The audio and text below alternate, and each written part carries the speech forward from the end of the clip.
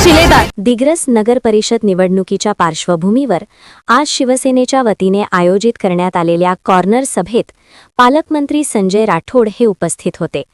या सभेत नगराध्यक्षा पदाच्या उमेदवार सौ लक्ष्मीताई चंदन कलोसे पवार तसेच प्रभाग क्रमांक 5 मधील नगरसेवक पदाचे उमेदवार डॉक्टर मनोज टेवरे आणि नुजहत परवीन साबीर शेख तर प्रभाग क्रमांक 10 मधील नगरसेवक पदाचे उमेदवार आदिल जावेद नागपुरे व शबाना बेगम इस्राईल यांच्या प्रचारार्थ नागरिकांशी थेट संवाद साधण्यात आला।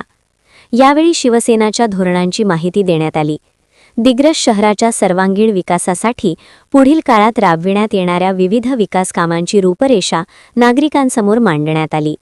मजबूत नगर परिषद आणि सक्षम नेतृत्व मिळाल्यास दिग्रस शहराचा विकास अधिक वेगाने होऊ शकतो असा विश्वास यावेळी व्यक्त करण्यात आला। शहराच्या पायाभूत सुविधा, नागरी सोयीसुविधा, स्वच्छता, रस्ते, पाणी पुरवठा आणि नागरिकाभिमुख विकास कामांसाठी शिवसेना कटिबद्ध असल्याचे सांगण्यात आले। येत्या 20 डिसेंबर रोजी मतदान करून शिवसेनेच्या सर्व उमेदवारांना विजयी करण्याचे आवाहन यावेळी नागरिकांना करण्यात आले।